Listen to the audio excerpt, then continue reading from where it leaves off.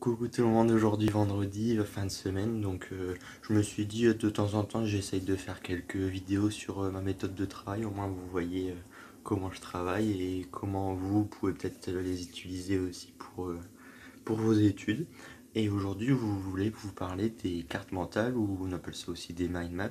Et le principe en fait c'est juste de mettre le terme principal au centre de la feuille, et ensuite de voir comment toutes les autres notions sont connectées.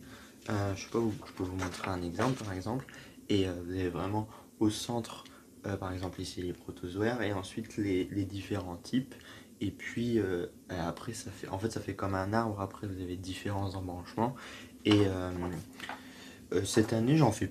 Là c'est ma première et j'en faisais beaucoup les années précédentes, mais là cette année j'en n'exprimais pas le besoin quoi. Mais euh, là j'avais un problème, c'est que j'arrivais plus à savoir comment les choses étaient connectées entre elles. Et c'est vraiment un problème quand les choses sont pas structurées dans notre tête, on n'arrive pas à apprendre ce qui est logique.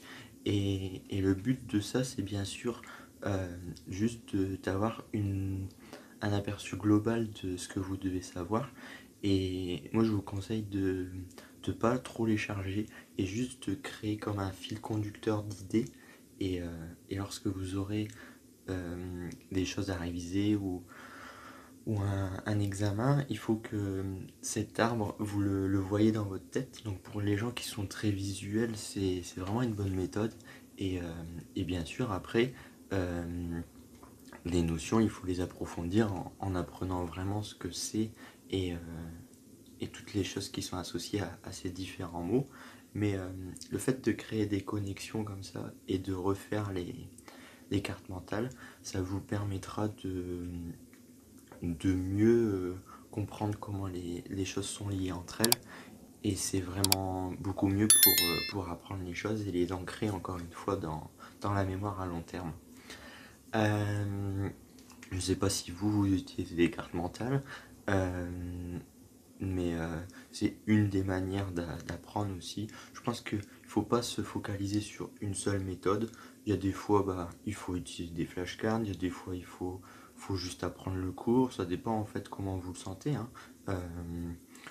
Moi, ça dépend de mon temps, ça dépend de mes envies et comment je vois en fonction de la matière, la manière d'apprendre qui est la mieux. Puis aussi, il faut que vous testiez en fonction de vos mémoires, de voir si vous êtes plus visuel, auditif ou kinesthésique. Et au moins, vous faites travailler votre cerveau, et c'est ce qu'il faut, c'est le principal, c'est vraiment retravailler les connexions entre les différents mots.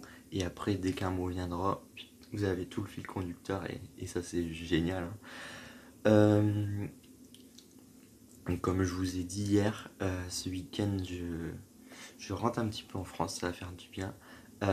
Si vous voulez voir des petites photos des vaches, abonnez-vous à mon compte Instagram. En story, vous verrez quelques photos de ma belle rouge flamande ravissante.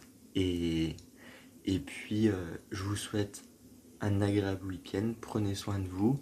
J'ai vraiment une grosse pensée pour tous les étudiants qui sont en galère avec cette période, mais tenez bon, et vous y arriverez. Allez, à lundi les amis.